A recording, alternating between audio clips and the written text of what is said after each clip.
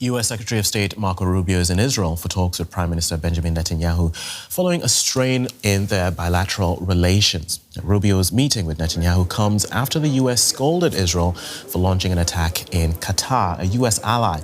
Rubio said they'll discuss the impact of the strike, which targeted Hamas leaders, has had on efforts for a truce in Gaza. Still, Rubio stressed the attack has not changed U.S.-Israeli relations. Let's bring in Sultan Barakat. He's a professor of public policy at Hamad bin Khalifa University in Doha. Welcome to DW. Now, what's your take on how the U.S. is managing the fallout from the Israeli attack on Doha, especially in light of U.S. Secretary of State Marco Rubio's visit to Israel? To be honest, I find it a little bit surprising that he visits Israel rather than visits Doha. It looks like they've done the most as far as they are concerned with Israel by allowing the United Nations Security Council resolution of the condemnation of the act to pass yesterday. And within a few hours, he's out there trying to apologize and trying to mend the relationship with Israel again, knowing 100% that it is Israel at fault here. And as Trump said from the very beginning, that the attack on Doha did not serve the objectives of Israel or the United States. So it's quite confusing really to see him visiting Israel rather than coming to Qatar to try and show a greater degree of solidarity with one of its closest allies and the place where he knows a lot of mediation within the interest of the United States takes place, and not just the talks between Israel and the Palestinians, but also the talks between the Democratic Republic of Congo and Rwanda. Before that, the Afghanistan talks and so on. So yeah,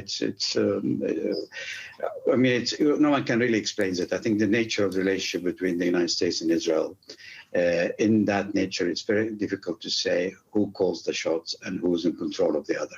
Right, but President Trump has reassured the Emir of Qatar that this sort of attack by Israel won't happen again. Is this something Qatar can trust?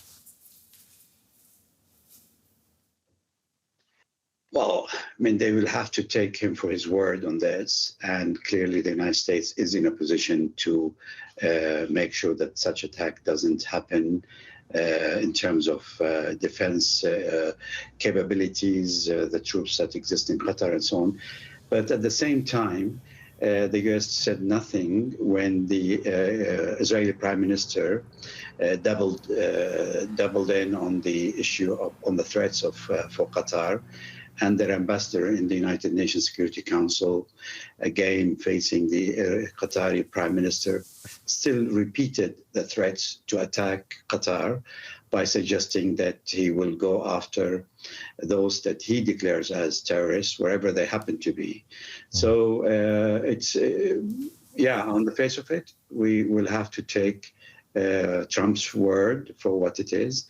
But unfortunately, I think our experience in the Middle East again and again shows that Israel gets to do whatever Israel feels like doing.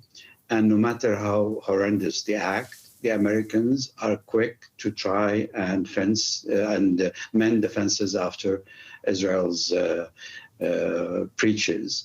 And that is this is why I think earlier we're saying that the State Secretary is gone to Tel Aviv instead of coming to Doha. Right. And Arab leaders are scheduled to meet on Monday in Qatar over this Israeli strike. What do you think will come out of this? What can they actually decide on?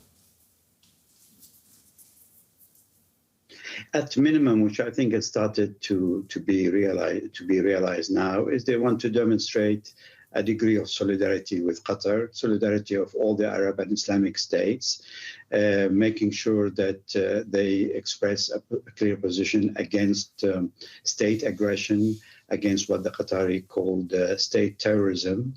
They also are trying to maybe to work out some possibilities in which they can take serious action against Israel. This is slightly more difficult, but I think collectively, if they were to take a decision like this, between the Arab states and the Islamic states, a lot can be done to deter Israel from doing such an act again or thinking about it.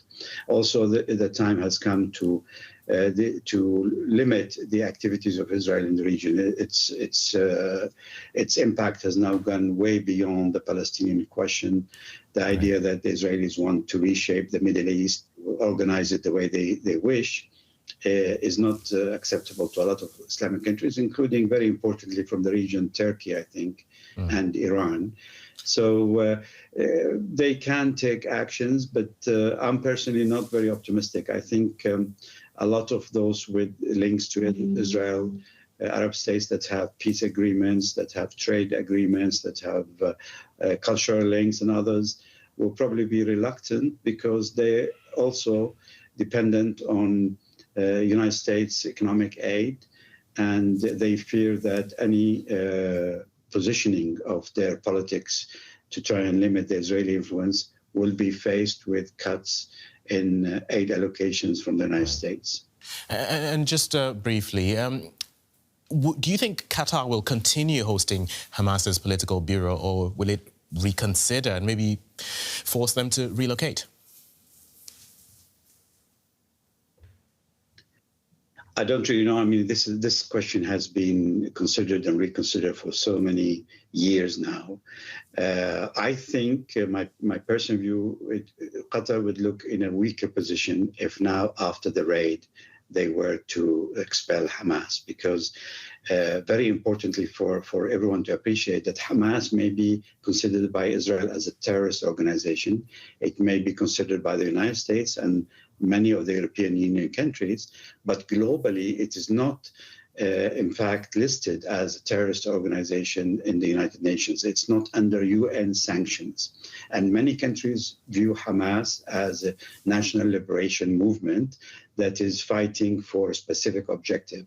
And unlike other groups like Hezbollah, for example, or others, Hamas never undertook any action outside the territories within Palestine. So their focus has been very much on the liberation of their land. So the argument that Hamas is a terrorist organization does not really apply here. And at the same time, President Trump, even earlier today, stated that he would like to see a negotiated deal materialize, and that can only happen if you have channels of communications with Hamas.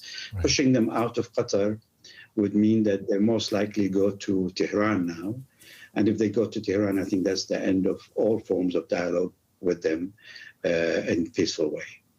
Okay. Sultan Barakat, Professor of Public Policy at Hamad bin Khalifa University in Doha. Thank you for speaking to us. Thank you so much.